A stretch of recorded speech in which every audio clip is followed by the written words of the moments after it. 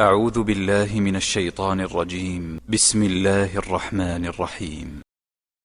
Ada seorang anak muda di Damaskus, di ibu kota Syria, di zaman tabi'in dulu. Pernah datang ke sebuah masjid namanya Masjid At-Taubah. Masjid At-Taubah ini zaman tabi'in ada. Ada seorang tabi'in masyhur di situ, tinggal jadi imam juga jadi alim, mengajar tiap hari. Anak muda ini datang lalu berkata, "Wahai imam kalau kita kiai, wahai imam, saya datang dari luar Damaskus, ya, miskin, tidak punya apa-apa, tapi saya mau belajar agama. Boleh nggak saya numpang tinggal di masjid bersama anda? Saya bantu-bantu lalu saya hidup bersama anda, maksudnya makan minum bersama anda." Kata ya syekh itu, silahkan, nggak masalah. Tapi harus sabar, ya ikutin kehidupan saya, apa yang saya makan kau makan, apa yang saya minum kau minum. Kata anak muda ini, baiklah. Anak muda ini cerita, dia bilang setelah 3 bulan saya tinggal dengan syekh saya. Ternyata syekh saya ini orangnya sangat zuhud, luar biasa. Ada makanan makan, tidak ada makanan puasa.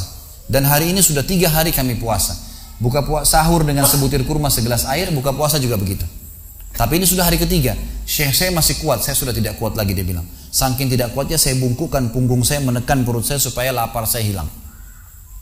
Dalam keadaan begitu, syaitan datang menggacaukan pikiran saya sambil berkata, "Wahai anak muda," di benak saya terlintas, "sekarang sudah halal buat kau mencuri makanan. Kalau kau tidak curi makanan, kau mau makan dari mana?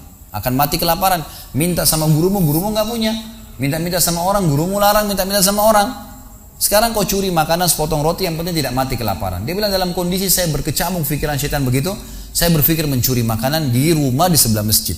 Zaman dulu teman-teman sekalian, dinding masjid tidak seperti kita sekarang ada tembok. Jadi zaman dulu tuh bisa dari tanah liat, atau kalau mau kuat, batang kurma ditebang atasnya, ditebang akarnya, ditancapin, lalu didempet-dempetin.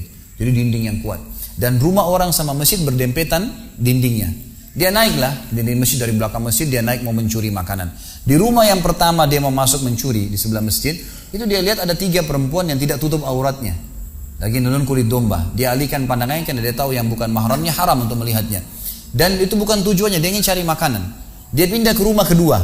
Waktu dia pindah ke rumah kedua, dia lihat dari atas rumah karena pakai pelapa-pelapa kurma, jadi kelihatan nggak ada orang, tapi ada bau masakan. Karena laparnya dia turun ke dalam, dia masuk ke dapur, ditemukan ada panci yang lagi dipakai masak dengan kayu bakar. Di dalamnya ada, waktu dia buka, air yang sedang direbus 2 buah terong yang sudah matang. Karena lapar sekali, diambil sama dia terong 1 lalu digigit.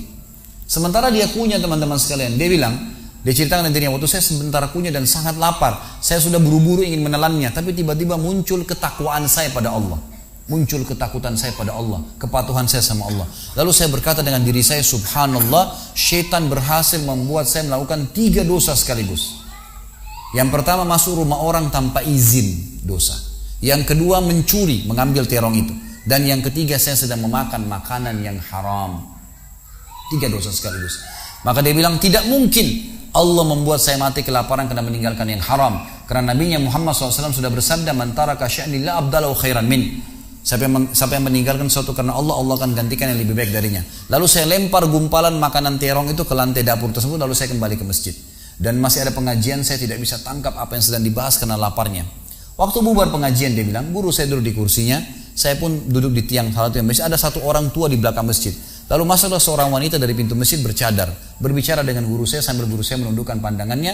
Setelah itu guru saya mengangkat kepalanya lalu melihat ke arah saya dan memanggil, "Kesinilah muridku." Datanglah saya, kata anak muda ini.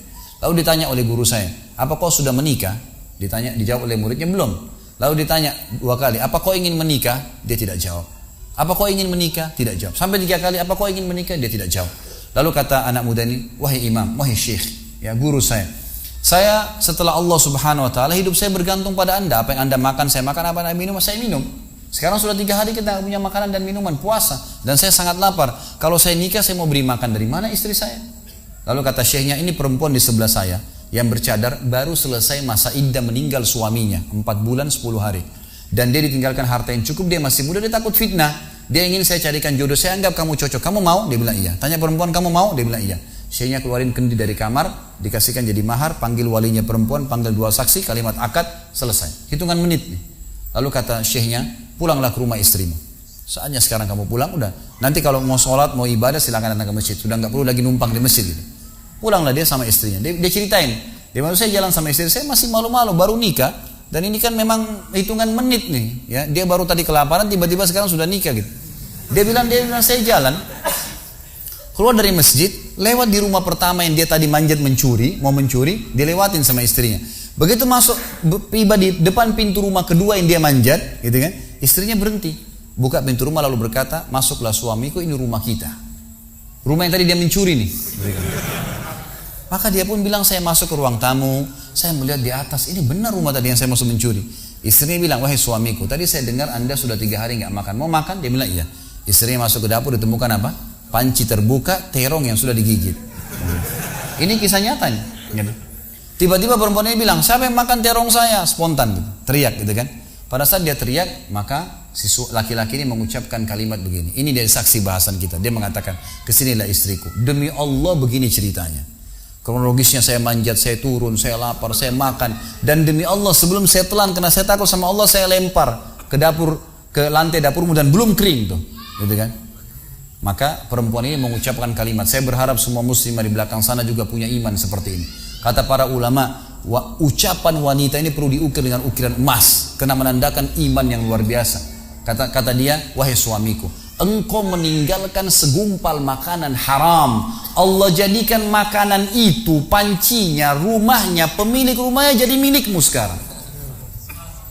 Allah bukan hanya hilangkan laparnya, makanannya dikasih, pancinya, rumahnya, pemilik rumahnya sekarang jadi milik dia. Orang yang bertakwa kepada Allah diberikan jalan keluar, teman-teman sekalian. Jadi bertakwalah sama Allah, hanya patuh dan tunduk kepadanya. Semua yang baik di mata Allah, semua yang buruk juga di mata Allah SWT. Dan jangan pedulikan urusan dunia ini, jalankan sesuai dengan apa yang Allah SWT inginkan. Allahu a'lam.